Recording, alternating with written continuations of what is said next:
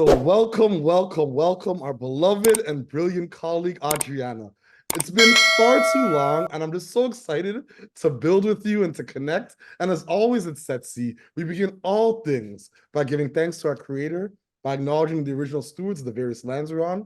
We acknowledge all our ancestors, all those who toiled without compassion or compensation. We acknowledge all our elders and community stalwarts whose shoulders we stand on as we build, share, and learn together for our collective liberation and sovereignty. So Adriana, please share a bit about your remarkable work with our listeners and viewers. So thank you, Victor, for having me here. It's lovely to be here. And so I was like, oh, share about myself, and I'll try to be succinct somewhat, but I'm known to give long answers to short questions. Um, so I moved to Toronto just over 20 years ago. I had been living and working abroad. And I think with that framing, very motivated in my sense and my upbringing at that point was around community development and civil society. And I was really fortunate to be working overseas on community development and working with civil society in the absence of a strong state to kind of support the strengthening of institutions and civil society building.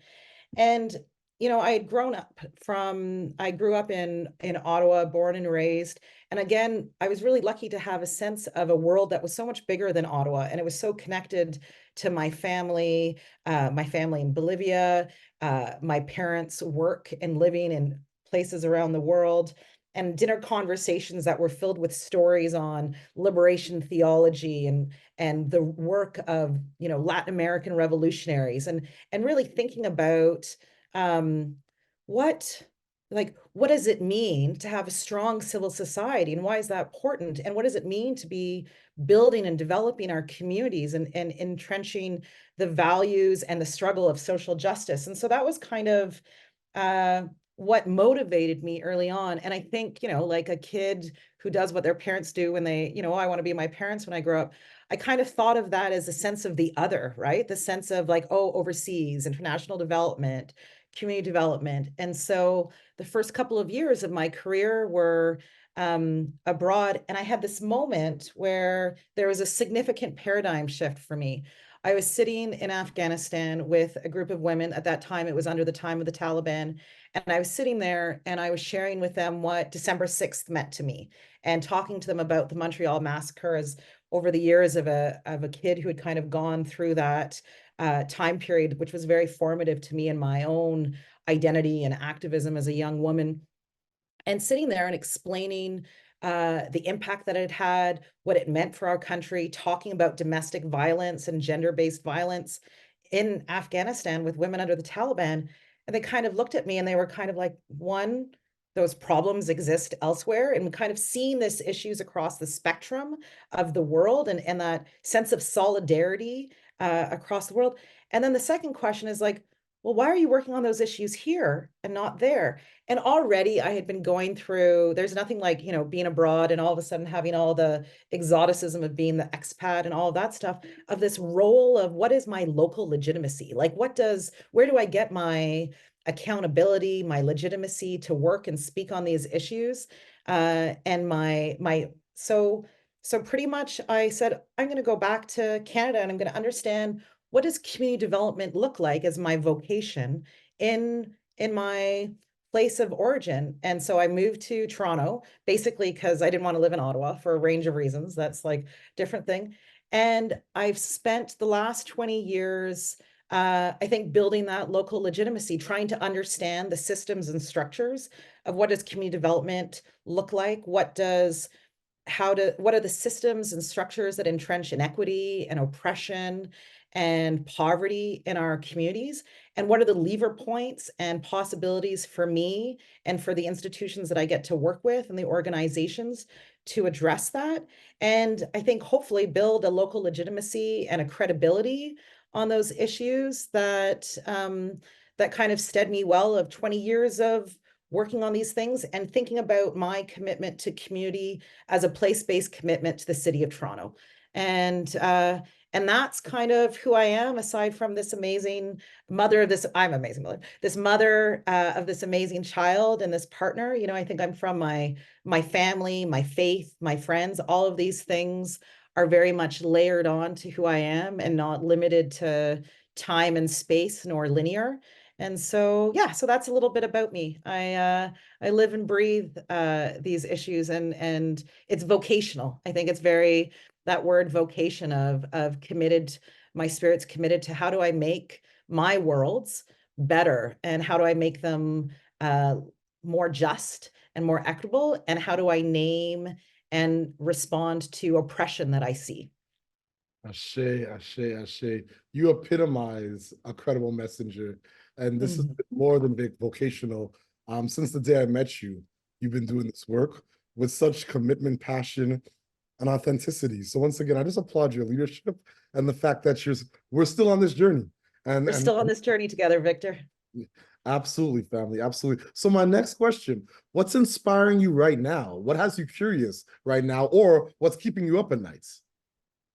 Well, I mean, so what inspires me? I mean, I'm really inspired by the work of migrants, like the work of migrant workers who are being, you know, uh, scapegoated and framed, and yet their struggle on the front lines, like low wage workers and migrant workers, inspire me because they are organizing and struggling and fighting, and it's a long journey, and they are winning. Like if it wasn't for low wage workers and their work on organizing and their activism on multi levels of government, we wouldn't have minimum wage pegged to inflation. You know, we'd still be, and so it's those things of like, we're now at 1655. Is that enough?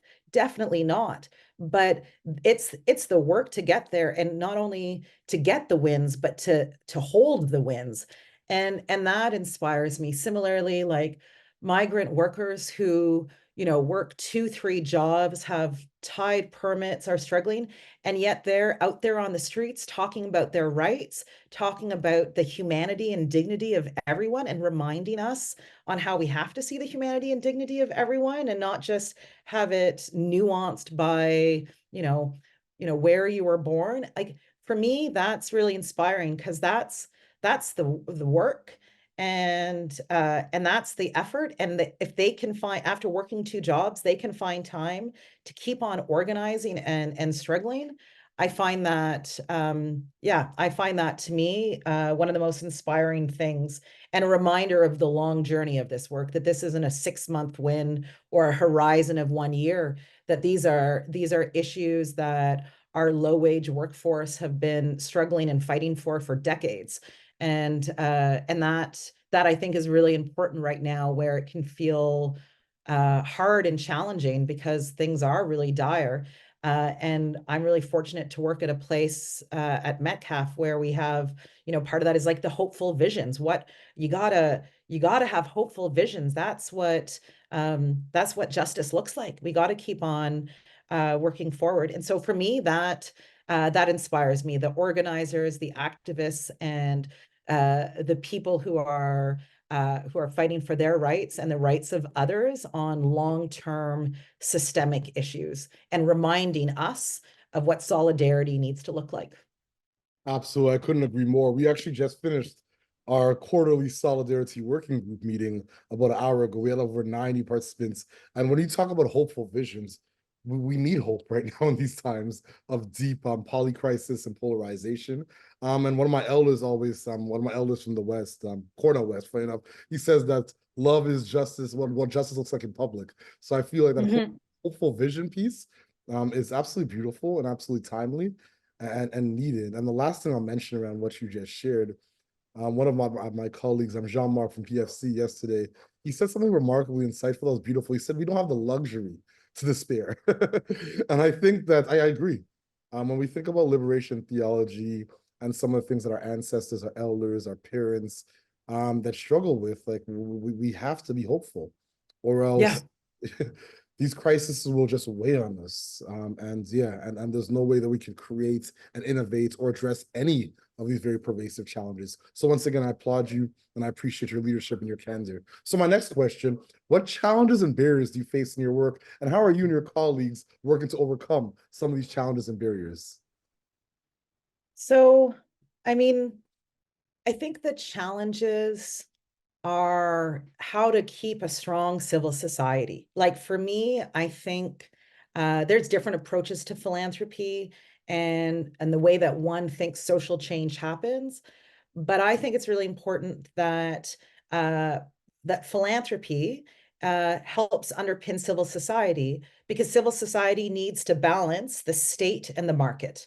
And that if we think about our society as being these three legs of a stool of the state moving forward on their strategies and policies, and the market and private sector on that, we need to make sure, and again, that framing around the solidarity economy and the social economy, that civil society is robust and well sustained and maintained and growing the pie, because their leadership needs to be part of that solution equation. And so for me, that keeps me up at night, because that's a lot to ask for civil society right now. And I think part of that is how to support the sovereignty and the self-determination of civil society, how to keep the solidarity and rooted in love and growing the pie. And it's tough when, you know, I'm so privileged. I work in private philanthropy. I come into these questions and I have to come in with a frame of abundance, because I represent abundance. And so, and yet there's always more good ideas than and more like innovation than there's resources for. And so part of that is you know, trying to bridge what I see as the challenge of like forward horizon thinking and looking towards vision and change and transformation, while also being really grounded in action today and making a difference in our current economy and making our current economy more just.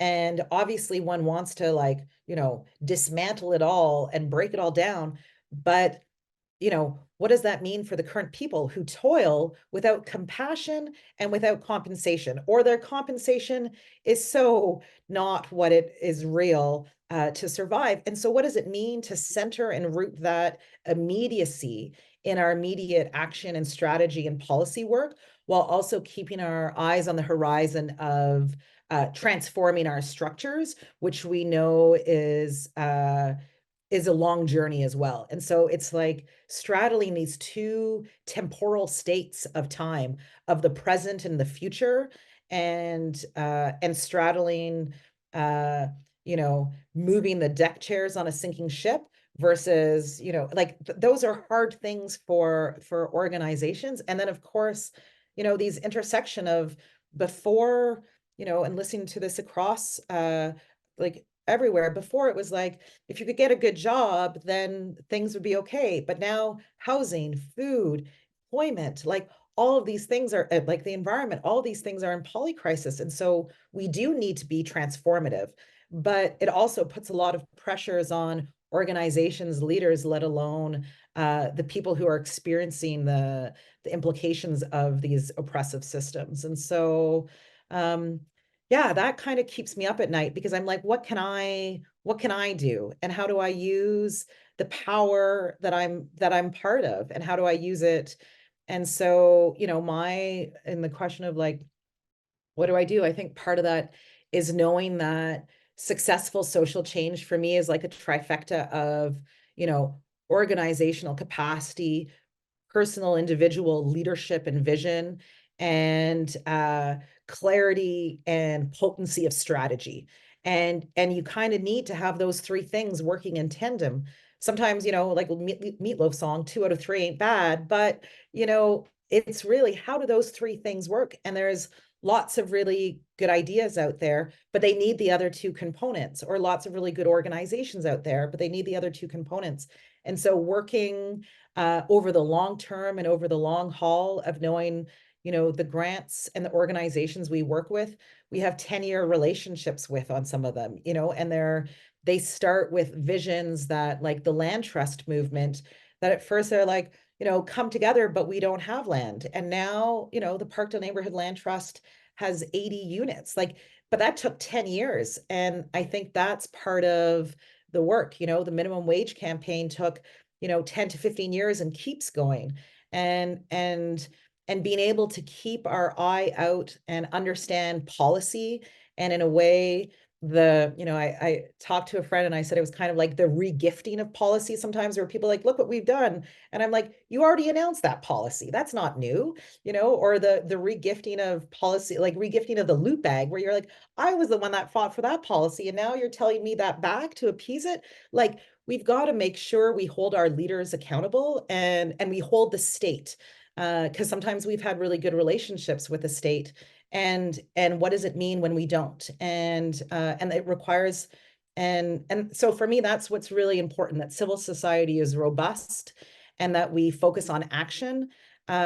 We understand that process is important, but we don't get lost in process towards a forward thinking approach, because we need to make sure we make change now to be accountable to the communities that we work and serve.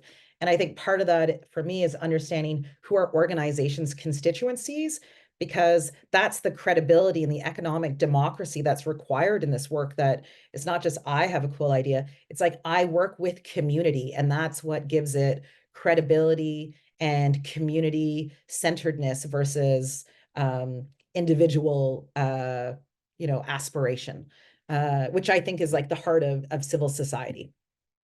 I couldn't agree more. And the way you've always wielded power as an individual, even collectively, has always been that of grace, mercy, compassion, empathy, and intentionality. So when you spoke of the potency of strategy, I was like say that again. You know what I mean? Like I couldn't agree more. At Setsi, we always speak about the 3 R's: relationships, resources, and reciprocity. And like we see that in the long game. One of our colleagues was talking about the 40 years of work around childcare, and it finally like making it. So when you talk about the Parkdale initiative and 10 years of investment and collaboration and deep work, now land 80 units. When you talk about the minimum wage work, like, so once again, systemic transformation is sometimes incremental, but in the same breath, sometimes it's huge impact and accomplishments by a few folks that had that hopeful vision. So once again, I'm just inspired by everything you share, all the jewels so far. So my next question, do you have a set of key priorities right now in your work that you'd like to share with us? So I mean, I think, key priorities, the language that's really resonating with me is around economic dignity, because I think and because I think that is a form of solidarity that people understand across economic brackets. People understand a sense of insecurity, and when you talk to people there, everyone's like, this is my experience, and if this is what it's like for me, imagine XYZ. And that this idea of like economic dignity, where people should be able to have jobs that enable that you can be with your families and not just send money home to them, but that you can be part of, I think, what makes us people, that we're social creatures. We come from community, and how can we be part of the communities and the families that we're in? That's a component of economic dignity, that we have opportunities and choices and chances, and that we're not, doomed to one station in life, and that you can't change that. And this idea that we should be able to like work without exploitation and oppression, that it's the work that we've done with migrant workers, live-in caregivers, migrant students, the conditions that they work under. Like, Canada should be ashamed of the low wage economy that we're exploiting. And that, to me, when we talk about economic dignity, that is something that resonates, I think, across communities, which I think is really important for solidarity.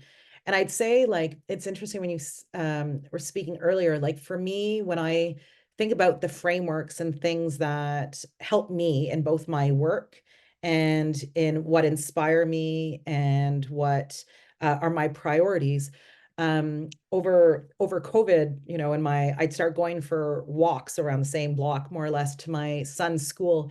And outside, they had done this mosaic of the 7 grandfather teachings. And I started asking myself, as this framework in like in my grant making and my work, I'm like, how do these things manifest in my life, in my choices? Which grants do I have that have bravery, that are seeking truth and respect? Or how am I showing humility and how do I show up in that? And I think that those are the things for our strategies to be like, how do the things that we know make good lives and good communities, how does this manifest in our work? And how do we center that? Because then you can figure out, what policies enable it. But I don't know whether we're having those conversations about, the values and the visions that need to underpin our societies and our communities for right now and where we are and where we want to go. And I think, again, as we've talked earlier, it's easy to silo us up and have us compete against one another. That's what neoliberalism and capitalism wants us to do, to fight amongst each other versus see what we have in common and the struggles that unite us. And I think those have to be rooted in humility and love and bravery, and mutual respect with even those that we might not agree with the policy that they think.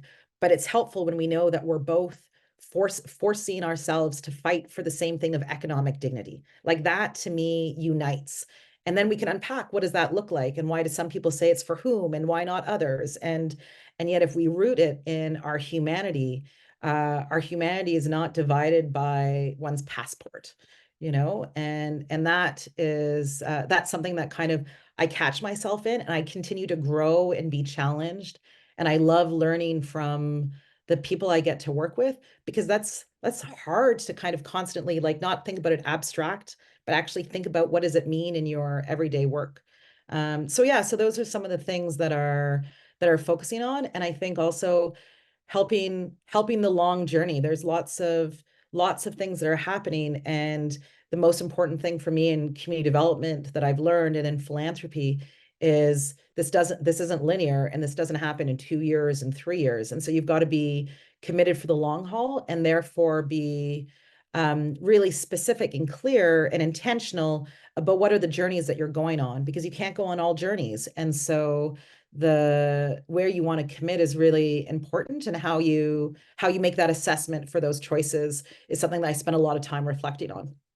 That's incredible and remarkably insightful. One's humanity should not be defined by their passports. I wish I had like a Zoom plugin for like hearts and flowers and like, I don't even know what to like show up on the screen while you're speaking. Um, because I couldn't agree more. I couldn't agree more.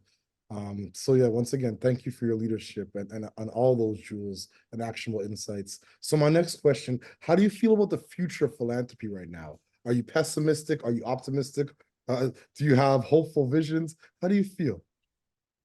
Um, I mean, I'm a hopeful vision kind of person. So I feel like what's great is I think we're asking great questions, and I'm a kind of person that I don't expect us to have the answers. That's part of the journey, and that's part of the more you listen to more people, your answer continues to move.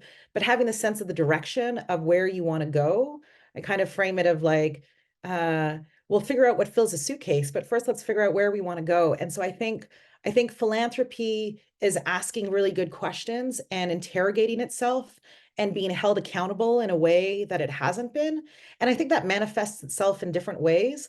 And and I think again, part of that tension is um, we want philanthropy to work on systems and systems change, but we also know that philanthropy is needed to fill the day-to-day gaps of, the things that are insufficiently funded by government and by the other things. And so how do you straddle and hold that and work in collaboration to work as a system? But I think philanthropy is asking good questions. I think there's interesting new waves of leadership, building and mentorship happening.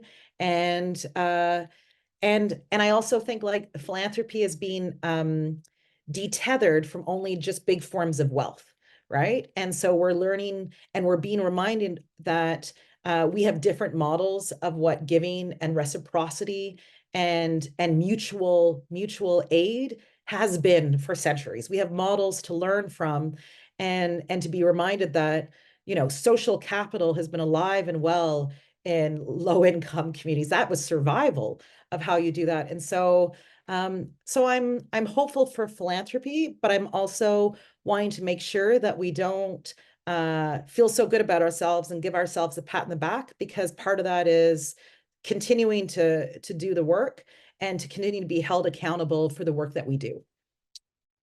Ashe, thank you. So my second last question, what is your ultimate goal and what does success look like and feel like to you and your colleagues? So what does success look like? I mean, I think for me, success looks like the organizations I work with have strategic clarity and they have the resources and the supports to advance that. I mean, there's so much stuff that success for me can't, obviously we're working towards a more just, equitable, healthy, and creative society as a foundation. That's, Metcalf's mission and vision. But I think part of that is that we're working on using the resources that we have for that strategic clarity and knowing that it's an ecosystem.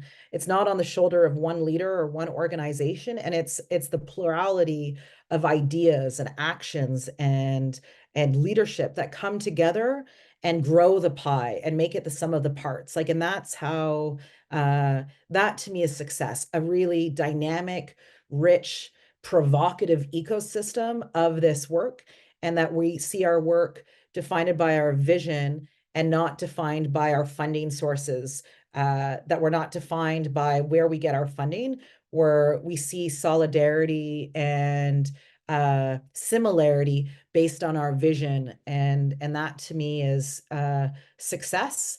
And that also I constantly do the work to make sure that I don't center what I think is success, but I center them, and I step back and we've talked about this over to the time, like power is different. Like now, power shifts based on the different tables that I'm at. Sometimes I hold the power, and sometimes I'm very much not the power. And so that in itself is a really interesting thing to think about in philanthropy and what success is. How do I constantly decenter myself and my foundation in the work that we do while still being accountable for it and still recognizing that, I mean, for me, I play in my role in philanthropy. I'm more than just a funder. At my very best with the organization's work, I'm a strategic thought partner. I'm a strategic brainstormer. I think at my core, I'm a community practitioner, but the gift that I offer is being a community strategist. And so that is not necessarily what people want in a grant making relationship, but at our very best, that's what I think, how I share the sight lines of the amazing leaders that I've worked with, past, present, the projects where we can say, oh, I remember that from 2008 and what came through. And then you're like, 2022, I remember that kind of question. And this is what we've learned and why. And it doesn't mean you shouldn't do it, but like, these are the kind of questions that I have as we go through it. And so that to me is what success looks like. Ashe, I couldn't agree more. So my last question, do you have any closing thoughts or calls to action for our listeners and our viewers? Um, so I think in like the broad sense, my closing action, I think a lesson that I've approached my life has been think about my career and my choices as tools in my toolbox. And there's lots of places where one can learn different tools and to pick them up and to see that not one thing has to be everything, but it's a chance to learn and to prototype and to try out different parts and find out where our gifts and skills are. And then I think the other one in general is that this, for me, this work inherently requires community, and it's not doing things on your own. We have to push that, push back against that kind of, I'll just do it on my own. It's faster. I'll just do it on my own. I love my own idea. It's like, it's about being in community, because civil society has to be communal and plural.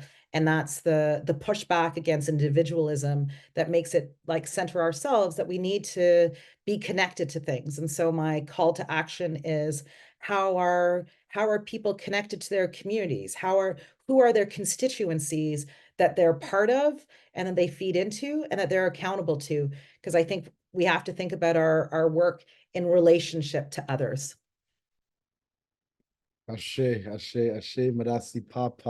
Thank you so much for all that you do for so long. I'm not gonna date you or date. I'm not gonna do it. I age well. I age well, Yes, Victor. you too, Emily. You have no idea how much I appreciate the time you invested with us today.